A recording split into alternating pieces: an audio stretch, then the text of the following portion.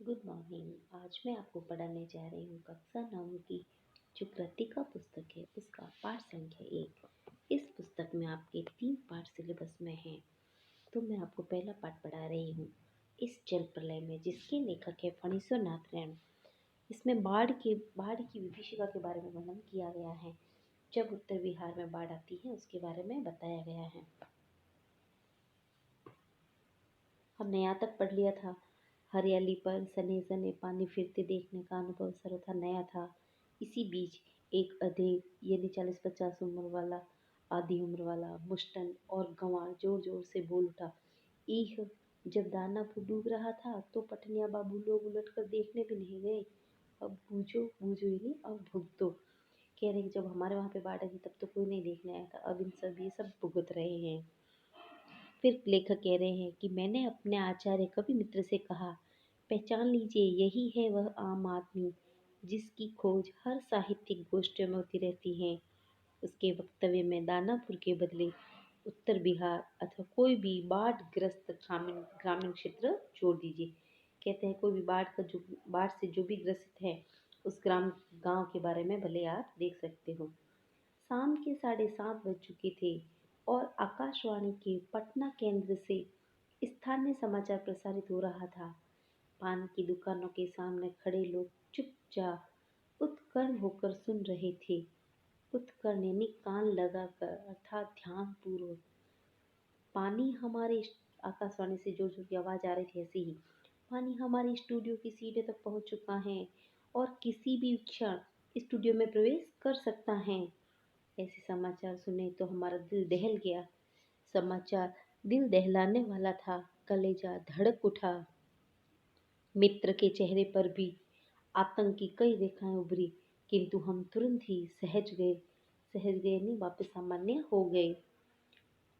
यानी चेहरे पर चेष्टा करके सहजता ले आए, क्योंकि हमारे चारों ओर कहीं कोई परेशान नजर नहीं आ रहा था। कह रहे हैं कि इतनी बाढ़ आई थी, लेकिन लेखक कह रहा है कि मैं और मेरा मित्र हम दो ही परेशान थे। बाकी जो भी ग्रामीण क्षेत्र था उसमें से कोई परेशान नहीं थे, वही सामान्य से दिख रहे थे। पानी देखकर लौटते हुए पानी देखकर लौटते हुए लोग आम दिनों की तरह हंस बोल रहे थे, बल्कि आज तनिक अधिक ही उत्साहित थे। हाँ, दुकानों में थोड़ी हड़बड़ी थी। नीचे के सामान ऊपर किए जा रहे थे। रिक्शा, टमटम, ट्रक और टेम्पो पर सामान लादे जा रहे थे। खरीद बिक्री बंद हो चुकी थी। पान वालों की बिक्री अचानक बढ़ गई थी। आसन संकट से कोई प्राणी आतंकित नहीं दिख रहा था। आसन यानी पास आए हुए संकट से। पान वाले के आदमकद आईने में, आदमकद यानी आदमी की लंबाई के बराबर जो भी आईना था, कांच था, उसके सामने हम सब खड़े थे। तो वो कह रहा है कि उस आईने में उतने लोगों के बीच हमारी ही सूरतें मुहर्रमी नजर आ रही थी। मुहर्रमी नहीं, दुखी, उदास। कि मैं, लेखक कह रहा है, मैं और मेरा कवि मित्र हम दो ही इस बाढ़ से परेशान थे, बाकी तो सब सामान्य से लग रहे थे। मुझे लगा अब हम यहाँ थोड़ी देर भी ठहरेंगे तो वहाँ खड़े लोग किसी भी क्षण ठट्ठा कर हम पर हंस सकते थे। जरा इन बुजदिलों का हुलिया देखो, जरा इन बुजदिलों का हुलिया देखो। हुलिया यानी चेहरा। कवि और लेखक कह रहे हैं कि मैं और मेरे कवि मित्र जब उदास थे तो मुझे ऐसा लगा कि अगर हम ऐसे ही मुंह करके बैठे रहेंगे तो ये गांव वाले लोग हम पर जोर के ठट्ठा कर करके हम पर हंसेंगे, क्योंकि वहाँ ऐसी ही बातें चारों ओर से उछाली जा रही थी। एक बार डूब ही जाए धनुषकोटि। धनुषकोटि एक स्थान का नाम है। तो कह रहे हैं एक बार डूब ही जाए धनुषकोटि की तरह, पटना लापता न हो जाए कहीं, सब पाप धुल जाएगा। चलो गोलघर के मुंडे पर ताश की गड्डी लेकर बैठ जाएं। इसको मान बिल्डिंग की छत पर क्यों नहीं भाई, यही माकूल मौका है। माकूल यानी सही मौका है, और मुंड यानी होता है मुंडे। इनकम टैक्स वालों को एन इसी मौके पर काले कारोबारियों के घर पर छापा मारना चाहिए। आसामीबा आसामीबा माल यानी सामान सहित। तो कह रहे हैं कि जब बाढ़ आ ही रही है तो यहाँ के जो लोग हैं वो तो ऐसे कह रहे थे, धनुषकोटि स्थान है जहाँ पे बाढ़ के कारण हो सकता है वह डूब गया होगा। तो कह रहे हैं उसी तरह शायद हम भी डूब जाएं तो सब समाप्त हो जाएंगे, जो भी झगड़े हैं झंझट है सब खत्म हो जाएगा। तो कह रहे हैं कि इसी समय आना चाहिए इनकम टैक्स वालों को छापा मारने के लिए। राजेंद्र नगर चौराहे पर मैगजीन कॉर्नर की आखिरी सीढ़ियों पर पत्र पत्रिकाएं पूर्ववत बिछी थी। जब ये कह रहे थे कि जब बाढ़ का पानी इतना आ रहा था तो ये देखिए ऊपर लिखा ना कि गोलघर के मुंडे पर ताश की गड्डी लेकर बैठ जाएं। गोलघर के मुंडे मुंडे नहीं दरवाजे पर, कि ताश ताश जो खेलने वाली होती हैं उसको के लेकर बैठ जाएंगे और हम आराम से खेलते रहेंगे। काम काज तो अब है नहीं बाढ़ के कारण। ठीक है। तो कह रहे राजेंद्र नगर चौराहे पर मैगजीन कॉर्नर की आखिरी सीढ़ियों पर पत्र पत्रिकाएं पूर्ववत बिछी हुई थी। सोचा एक सप्ताह की खुराक एक ही साथ ले लूं। खुराक यानी देखो पढ़ने के लिए कुछ भी जो सामग्री है यहाँ पे खुराक उसे कहा गया है कि ऐसी पत्र पत्रिकाएं थी। तो एक सप्ताह तक अब क्या पता कब पानी स्थिर हो कब बाढ़ रुके, तो एक साथ ही एक सप्ताह की खुराक हम ले लें। क्या क्या ले लूं? हेडली चेज या एक ही सप्ताह में फ्रेंच जर्मन सिखा देने वाली किताबें, अथवा योग सिखाने वाली कोई सचित्र किताब। मुझे इस तरह किताबों को उलटते पलटते देखकर दुकान का नौजवान मालिक कृष्णा पता नहीं क्यों मुस्कुराने लगा। किताबों को छोड़ कई हिंदी बांग्ला और अंग्रेजी सिने पत्रिकाएं लेकर लौटा। सिने पत्रिकाएं नहीं, सिनेमा संबंधी। मित्र से विदा होते हुए कहा, पता नहीं कल हम कितने पानी में रहे। बहरहाल बहरहाल जो कम पानी में रहेगा वह ज्यादा पानी में फंसे मित्र की सुधि लेगा, यानी उसकी देखभाल करेगा।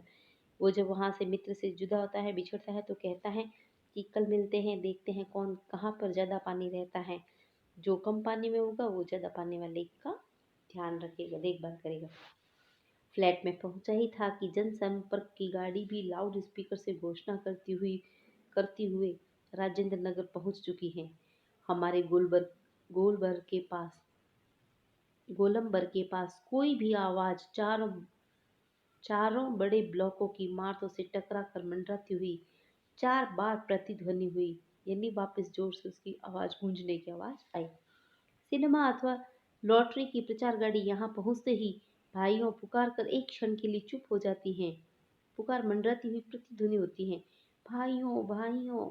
एक अलमस्त जवान रिक्शा चालक है जो अक्सर रात के सन्नाटे में सवारी पहुंचाकर लौटते समय इस गोलंबर के पास अलाप उठता है। कह रहे हैं कि एक ही है वो व्यक्ति जो मस्त है। वो हमेशा ऐसे रात में जब आता है रिक्शा लेके तो वो गाता रहता है, सुन मेरे बंधु, सुन मेरे बंधु रे, ए ना सुन मेरे मितवा वाह वाह, ऐसे कोई गीत गाता है। गोलंबर के पास जनसंपर्क की गाड़ी से ऐलान किया जाने लगा, भाइयों ऐसी संभावना है कि बाढ़ का पानी रात्रि के करीब 12 बजे तक लोहानीपुर, कंकड़बाग और राजेंद्र नगर में घुस जाए, अतः आप लोग सावधान हो जाएं। प्रतिध्वनि सावधान आप लोग सावधान हो जाएं। मैंने गृह स्वामिनी से पूछा, गैस का क्या हाल है? गृह स्वामिनी ने पत्नी, बस उसी का डर है, अब खत्म होने वाला है। असल में सिलेंडर में मीटर ऊटर की तरह कोई चीज नहीं होने से कुछ पता नहीं चलता। मीटर ऊटर यानी मापने का यंत्र, कि गैस की टंकी में हमें पता नहीं चलता कि इसके अंदर कितनी गैस है कितने दिन चलेगी। ऐसा कोई यंत्र नहीं है, तो पता नहीं कब वो चली जाए। लेकिन अंदाज है कि यह 1 या 2 दिन कोयला है, स्टोव है, मगर किरोसिन एक ही बोतल है। कह रही है कि अगर गैस खत्म भी हो गई, गैस हो भी गई पूरी, तो 1 2 दिन के कोयले भी हैं और केरोसिन एक ही बोतल है, अगर स्टोव भी चलाए तो, कोयला है अगर चूल्हा जलाए तो। फिलहाल बहुत है। बाढ़ का भी यही हाल है। मीटर उटर की तरह कोई चीज नहीं होने से पता नहीं चलता कि कब आ धमके। मैंने कहा, सारे राजेंद्र नगर में सावधान सावधान। ध्वनि कुछ देर गूंजती रही। ब्लॉक के नीचे की दुकानों में सामान हटाए जाने लगे। मेरे फ्लैट के नीचे के दुकानदार ने पता नहीं क्यों इतना कागज इकट्ठा कर रखा था, एक अलाव लगाकर सुलगा दिया। हमारा कमरा धुएं से भर गया। सारा शहर जगा हुआ है पश्चिम की ओर, कान लगाकर सुनने की चेष्टा करता हूँ। हाँ, पीर मुहानी या सालिमपुरा अहरा अथवा जनक किशोर नवल किशोर रोड की ओर से कुछ हलचल की आवाज आ रही है। लगता है 1 डेढ़ बजे रात तक पानी राजेंद्र नगर पहुंचेगा। सोने की कोशिश करता हूँ लेकिन नींद नहीं आएगी भी। नहीं, काम्पोज की टिक्कियाँ अभी नहीं। काम्पोज की टिक्कियाँ नहीं, वो जो नींद की गोलियां लेके आए थे उनके बारे में कह रहे हैं। कुछ लिखूं, किंतु क्या लिखूं? कविता। शीर्षक बाढ़ आकुल प्रतीक्षा। धत लेखक सोच रहे हैं कि अब ऐसी हालत में तो नींद भी नहीं आ रही है, नींद की गोलियां लूं। फिर वो कहते नहीं नहीं, फिर वो सोच रहे हैं कि नहीं कुछ लिख लूं। तो सोच रहे हैं क्या लिखूं, कविता लिखूं? फिर कहते नहीं, बाढ़ के बारे में लिखूं कुछ। नींद नहीं, स्मृतियां आने लगी एक एक कर, चलचित्र के बेतरतीब दृश्यों की तरह। 1947 मनिहारी, तब पूर्णिया अब कटिहार जिला। 1947 मनिहारी के इलाके में गुरुजी के साथ गंगा मैया की बाढ़ से पीड़ित क्षेत्र में हम नाव पर जा रहे हैं। चारों ओर पानी ही पानी। दूर एक द्वीप जैसा बालूचर दिखाई पड़ा।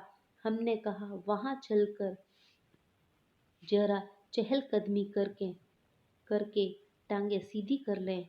भादुड़ी जी कहते हैं। अब ये जो इनको याद आ रही है उसके बारे में ये कह रहे हैं कि जब गंगा की बाढ़ आई थी तो हम नाव में बैठ गए थे। किंतु सावधान, ऐसी जगहों पर कदम रखने के पहले यह मत भूलना कि तुमसे पहले ही वहां हर तरह के प्राणी शरणार्थी के रूप में मौजूद मिलेंगे। और सचमुच चींटी चींटे से लेकर सांप बिच्छू और लोमड़ी सियाह तक यहाँ पनाह ले रहे थे। भादुड़ी जी की हिदायत थी, हर नाव पर पका ही गांव पका ही घाव पका ही घाव यानी पानी में पैर की उंगलियां सड़ जाती हैं, तलवों में भी घाव हो जाते हैं। इसकी दवा दियासलाई को डिबिया और केरोसिन तेल रहना चाहिए। और सचमुच हम जहाँ जहाँ जाते, खाने पीने की चीज से पहले पका ही घाव की दवा और दियासलाई की मांग होती। अब हम पढ़ेंगे कल 1949 की जो महानंदा वाली बाढ़ आई थी उसके बारे में। ठीक है, धन्यवाद।